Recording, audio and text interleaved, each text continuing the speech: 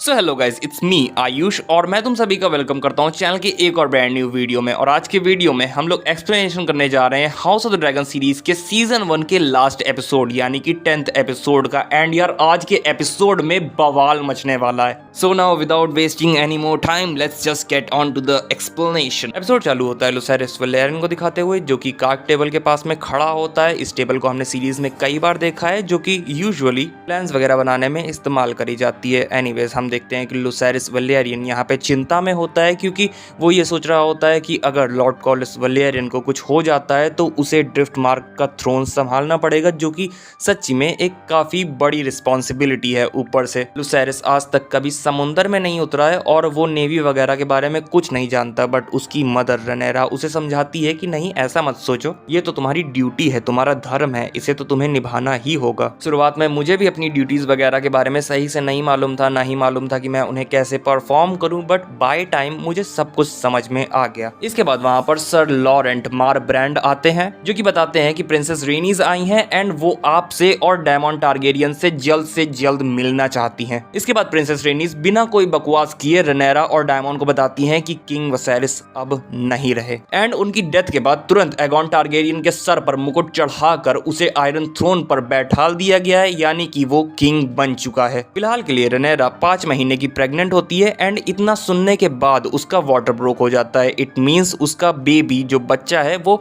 समय से पहले बाहर आना स्टार्ट कर देता है। ये रनेरा की 6th प्रेगनेंसी है। एंड यार गाइस, मैं तुम्हें शब्दों में इस सीन की टेंशन को बता नहीं सकता क्योंकि अगर तुम लोगों को याद हो तो लेना वैलेरियन की डेथ भी प्रेगनेंसी की ही वजह से हुई थी। Anyways back to the episode. हम देखते हैं कि रनेरा अपने दोनों लड़कों यानी जसेरिस और लुसेरिस को बुलाती है और उन्हें बता देती है कि तुम्हारे ग्रैंडफादर किंग वसेरिस अब नहीं रहे। मैं अब इन 7 किंगडम्स की क्वीन हूँ और तुम इन 7 किंगडम और आयरन थ्रोन के एयर हो। साथ ही साथ रनेरा जसेरिस को यहाँ पे ये भी बताती है कि जब तक वो टेबल पर ना आ जाए तब तक कोई भी प्लानिंग वगैरह और अटैकिंग वगैरह नहीं हो। सीन शिफ्ट होकर डायमंड टारगेरियन की तरफ जाता है जहां पर वो अपनी काउंसिल बुला लेता है, अपनी खुद की काउंसिल बुलाता है और ये लोग प्लानिंग वगैरह कर रहे होते हैं कि ग्रीन्स पर अटैक कैसे किया जाए। और डायमंड इन सबको अपने एलाइज वगैरह को भी चिट्ठियां और रेवंस भेजने को बोलता है क्योंकि भाई डायमंड का तो भैया वॉर का प्लान है, सारे एलाइज को इकट्ठा करो और भैया ग्रीन्स के ऊपर बस वॉर छेड़ो। साथ ही साथ डायमंड यहाँ पे इन लोगों को स्टेल्थ और स्नीक अटैक से प्रिपेयर्ड होने के लिए भी बोलता है क्योंकि जिस जगह पे ये लोग हैं यानी कि ड्रैगन स्टोन, तो वो एक ऐसी जगह है जहां पर कोई भी डायरेक्टली हमला नहीं कर सकता, डायरेक्टली अटैक नहीं कर सकता। इसकी जियोलॉजिकल कंडीशन ही ऐसी है जिसकी वजह से अगर कम सोल्जर्स होने के बावजूद आप अपना दिमाग लगाओ तो आप काफी अच्छी तरीके से ड्रैगन स्टोन को प्रोटेक्ट कर सकते हो। And during this entire meeting हम और काउंसिल वाले लोग रनेरा की चीखों को सुनकर उसके पेन को महसूस कर पाते हैं। काउंसिल वाले डायमंड से बोलते भी हैं कि आप अपनी वाइफ को नहीं देखना चाहोगे, बट डायमंड रिजेक्ट कर देता है क्योंकि भैया अभी उसके सर पे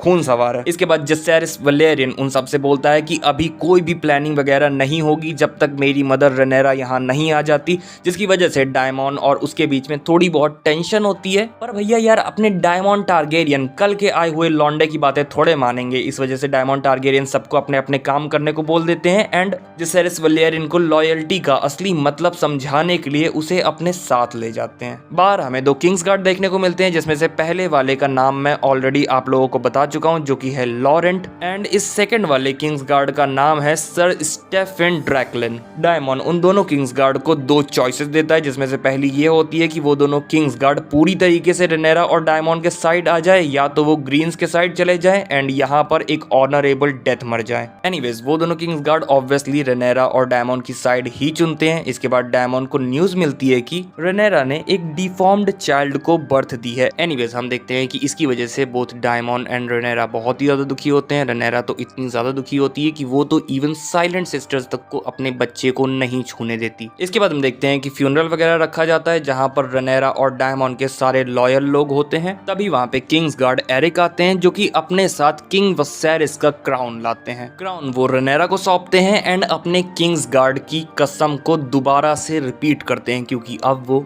क्वींस गार्ड हैं। सब लोग अपनी नई क्वीन रनेरा के सामने नी बेंड करते हैं, झुकते हैं, बट अपनी प्रिंसेस रेनीस टारगेरियन ऐसा नहीं करती क्योंकि वो अपने पति लॉर्ड कॉर्लिस वैलेरियन का वेट कर रही हैं, जो कि इस चीज का फैसला करेंगे कि उनका हाउस वैलेरियन ग्रीन्स की साइड जाएगा या फिर ब्लैक्स की साइड जाएगा। जिसकी वजह से जब तक लॉर्ड कॉर्लिस वैलेरियन नहीं आ जाते तब तक प्रिंसेस रेनीस टारगेरियन और पूरा हाउस वैलेरियन न्यूट्रल रहेगा। डायमंड रनेरा के सर पे क्राउन रख देता है। इसके बाद सीन शिफ्ट होता है और हम देखते हैं कि काक टेबल के अंदर आग जलाई जाती है, जिसकी वजह से वो बहुत ही अच्छी तरीके से ग्लो करने लग जाती है, जिसके ऊपर पूरे के पूरे वेस्ट्रोस का मैप बना हुआ होता है। रूम के अंदर क्वीन रेनेरा की एंट्री होती है, जहां पर सब लोग रेनेरा के सामने अपना सर झुकाते हैं, but except princess Rhaenys Targaryen. Table पे मोहरे रख रख के सब लोग अपने एलाइज और ग्रीन्स के एलाइज को गिन रहे होते हैं कि भैया हमारे साइड कितने लोग हैं और ग्रीन्स के साइड कितने लोग हैं। रेनेरा बोलती है कि हाउस एरन हमारे साइड ही आएगा क्योंकि मेरी मदर एरन थी, साथ ही साथ अभी फिलहाल के लिए रेनेरा के कजन्स वहां पे राज कर रहे हैं। रिवरेंस के लिए डायमंड खुद जाएगा एंड हाउस स्टार्क और हाउस बराथियन के लिए एनवॉयज भेजे जाएंगे। यस, किंग विसेरिस के समय पे वेस्टरोस के सारे लॉर्ड्स एंड लेडीज ने रेनेरा के सामने अपना सर झुकाया था, उसे अपनी क्वीन माना था, बट अब उनमें से काफी सारे ग्रीन्स के साइड चले गए हैं। सो आई गेस हमें पर्सनली जाकर उन्हें उनकी वफादारी याद दिलानी पड़ेगी। प्रिंसेस रेनिस क्वीन रेनेरा को बताती हैं कि उनके पति लॉर्ड कॉलिस वलेरियन अपनी फ्लीट लेकर यहीं आ रहे हैं और जैसे वो आ जाते हैं वैसे ही आपको मालूम चल जाएगा कि वलेरियन हाउस किसके साइड जा रहा है। फिर रेनेरा बेला और रेना को भी स्मॉल काउंसिल का मेंबर बना देती है, जिसकी वजह से ऑब्वियसली अपनी प्रिंसेस रेनिस टारगेरियन खुश हो जाती है। इसके बाद लॉर्ड बॉप्टिमस सजेशन देते हैं कि क्यों ना हम ड्रैगन्स को फाइट में यूज करें, जो सजेशन अपने डायमंड टारगेरियन को बहुत ही ज्यादा पसंद आता है। वो बोलता है कि हमारे पास Syrax, Caraxes, Meleys, Moondancer, Tyraxes, Vermax, Arrax ऐसे टाइप के ड्रैगन्स है, साथ ही साथ वाइल्ड ड्रैगन्स भी है एंड इन टोटल इन लोगों के पास 13 ड्रैगन्स हैं, वाइल ग्रीन्स के पास सिर्फ 4 ड्रैगन्स हैं। भले इनमें से कुछ ड्रैगन्स ने लड़ाई नहीं करी है, वॉर पे नहीं गए हैं कभी, बट वो ड्रैगन्स हैं, चीजों को जला के राख करना उनकी फितरत है, उनके खून में है। डायमंड बोलता है कि हम लोग अपने सारे के सारे ड्रैगन्स लेके एक साथ किंग्स लैंडिंग पर अटैक कर सकते हैं एंड शाम होने से पहले 7 के 7 किंगडम्स अपनी रेनेरा के चरणों में होंगे। ये सारी बातें चली रही होती हैं, तभी ऑटो हाईटावर वहां आ जाते हैं एंड ये देख के ऑब्वियसली अपना डायमंड टारगेरियन तुरंत अपनी तलवार निकाल के चल देता है, बट वो रेनेरा से एक बार पूछता तक नहीं, मतलब काइंड ऑफ थोड़ी बहुत डिसरिस्पेक्ट करता है वो यहाँ पे रेनेरा की। But this is Daemon Targaryen we are talking about. Anyways आगे हम देखते हैं कि ऑटो हाईटावर और डायमंड टारगेरियन एक दूसरे के आमने सामने होते हैं, बट डायमंड टारगेरियन कुछ कर पाता उससे पहले ही रेनेरा वहां पे अपने ड्रैगन साइरेक्स के साथ आ जाती है, जिसकी वजह से ऑब्वियसली ऑटो हाईटावर के सारे बंदों की फट जाती है। ऑटो उन लोगों को ऑफर करता है कि अगर वो लोग एगॉन को अपना किंग मान लेते हैं तो उन लोगों को यहीं ड्रैगन स्टोन पे रहने की इजाजत मिल जाएगी, साथ ही साथ जसेरिस को ड्रैगन स्टोन का एयर बनाया जाएगा, लुसेरिस को ड्रिफ्ट मार्क का एयर बनाया जाएगा, साथ ही साथ डायमंड और रेनेरा के बाकी के बेटों को यानी कि एगॉन टारगेरियन द थर्ड और विसेरिस द सेकंड को बनाया जाएगा किंग का स्क्वायर और कप बेरर, जो कि सुन के डायमंड को बिल्कुल भी अच्छा नहीं लगता और वो बोलता है कि इससे अच्छा तो मैं अपने बेटों को ड्रैगन्स को खिला दूं। ऑटो हाईटावर बताता है कि जिन लॉर्ड्स एंड लेडीज ने तुम लोगों की साइड ले रखी है, जो सोल्जर्स तुम लोगों के साइड में हैं, उन सब तक को इवन माफ कर दिया जाएगा। जो सुन के रेनेरा ऑटो हाईटावर को गाली देने जा ही रही होती है, पर तभी ऑटो रेनेरा को एक बुक का पेज देता है, जो कि वही बुक का पेज होता है जो कि हमें सीरीज के स्टार्टिंग में दिखाया गया था, जो कि अपनी रेनेरा ने फाड़ के अपनी एलिसेंट हाईटावर को दिया था। डायमंड को इस चीज से घंटा फर्क नहीं पड़ता एंड वो अपनी तलवार को निकाल के लड़ाई करने के लिए बस रेडी हो जाता है, बट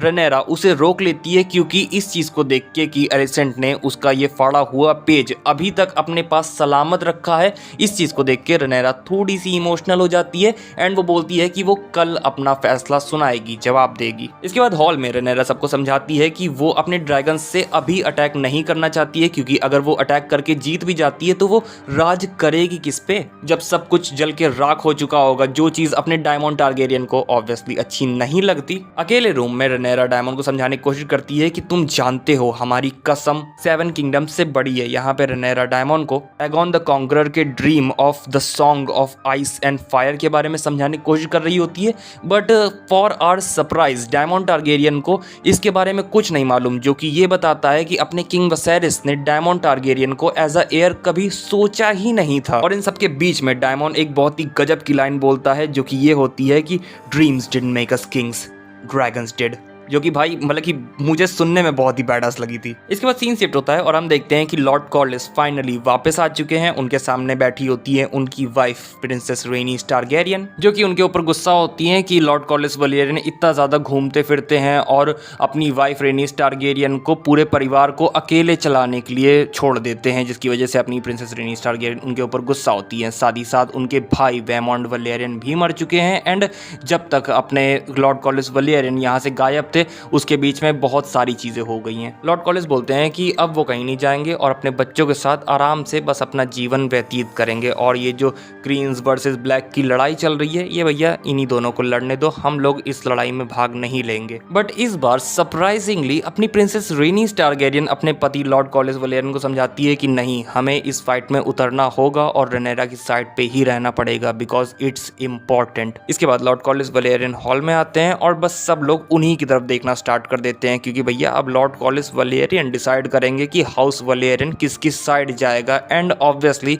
वो अपनी रेनेरा को ही चुनते हैं। आगे लॉर्ड कॉलिस रेनेरा को ये भी समझाते हैं कि जिन लॉर्ड्स एंड लेडीज ने तुम्हारे फादर किंग वसेरिस के रहते तुम्हें अपनी क्वीन माना था, कसम खाई थी, वो सब के सब तो अपनी कसम को वैल्यू करेंगे नहीं। हाँ ऑब्वियसली आज तक कभी भी किसी ने एक ऐसे स्टार्क को नहीं देखा जो कि अपनी कसम भूला हो, बट उन्हें छोड़ के दूसरों को हमें याद दिलाना पड़ेगा कि उनकी क्वीन कौन है। लॉर्ड कॉलिस फिर सबको ये भी बताते हैं कि उन्होंने ट्रायर्की को डिफीट कर लिया है, स्टेपस्टोन्स अब उनके अंडर में है एंड वो अपनी पूरी की पूरी फ्लीट लेके गुलेट की ओर आ रहे हैं, जिससे वो पूरे किंग्स लैंडिंग पे एक सीज तरीके का लगा देंगे। और अगर तुम लोगों को नहीं मालूम है तो गुलेट एक जगह का नाम है जहां पर ये लोग अपनी सारी शिप्स वगैरह लगा रहे हैं, जिसकी मदद से ये लोग किंग्स लैंडिंग पे सीज करेंगे। लैनिस्टर्स को कोई भी एनवॉय नहीं भेजा जाएगा क्योंकि वो लोग काफी तगड़े तरीके से हाउस हाई टावर के साथ जुड़े हुए हैं, पर अभी भी कुछ तगड़े हाउस बचे हुए हैं like house Stark, house Baratheon, house Arryn. Jacaerys बोलता है कि आप एनवॉयज के बजाय हम दोनों को भेजिए, यानी कि लुसेरिस और जसेरिस को भेजिए, क्योंकि ऑब्वियसली अगर प्रिंस वहां पे गए तो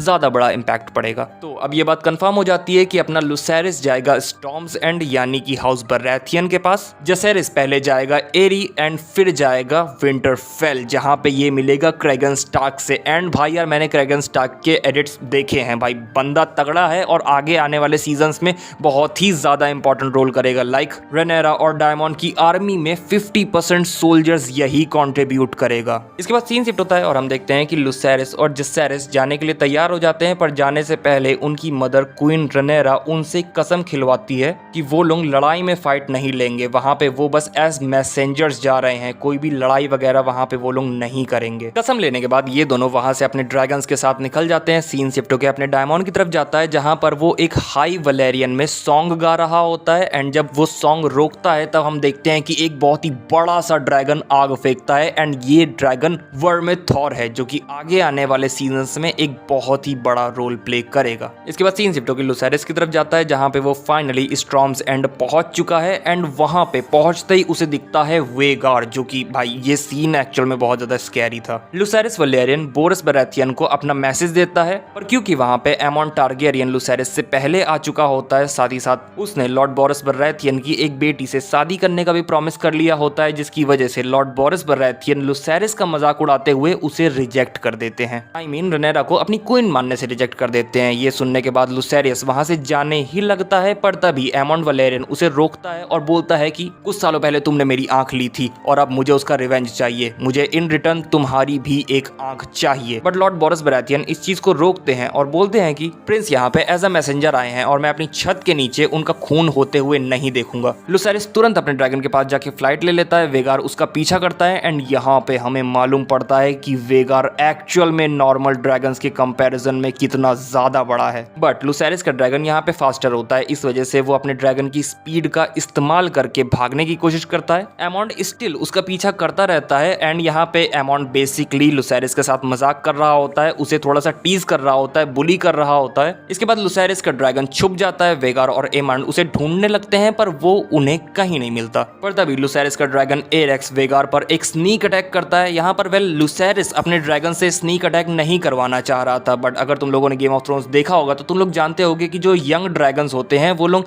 कभी कदार आउट ऑफ कंट्रोल हो जाते हैं और अपने मास्टर की बात नहीं मानते हैं, रेकलेस डिसीजन ले लेते हैं, जिसकी वजह से वेगार भी गुस्सा हो जाता है, क्योंकि भैया वेगार 100 साल से ज्यादा पुराना ड्रैगन है और ये कल का पैदा हुआ ड्रैगन वेगार के ऊपर अटैक कर रहा है। तो अब और क्या होना था, वेगार भी एमॉन्ड के कंट्रोल से बाहर चला जाता है एंड एरेक्स के ऊपर हमला करके उसे बीच से काट देता है, जिसकी वजह से ऑब्वियसली अपने लुसेरिस वलेरियन भी मर जाते हैं। एमॉन्ड भी इस चीज को देख के डर जाता है। सीन शिफ्ट होता है और हम देखते हैं कि लुसेरिस की डेथ की न्यूज डायमंड रेनेरा के पास लेके आता है, जिसे सुनने के बाद रेनेरा पहले तो सैड होती है एंड फिर गुस्सा, एंड भैया अब चाहिए रेनेरा को रिवेंज। इसका मतलब कि अब होगा असली डांस ऑफ द ड्रैगन शुरू। एंड इसी के साथ हाउस ऑफ द ड्रैगन के सीजन 1 का एपिसोड 10 यहीं खत्म हो जाता है। ओ भाई साहब क्या सीजन था, मजा आ गया। बस अब हमें 2 साल और इंतजार करना है सीजन 2 के लिए। एंड अब चालू हो चुका है real dance of the dragon. Next season में हमें देखने को मिलेंगे क्रैगन स्टार, अंकल डायमंड भी अपने नेफ्यू एमॉन्ड के लिए आ रहे हैं। एंड अब चालू हो चुका है the real dance of the dragon.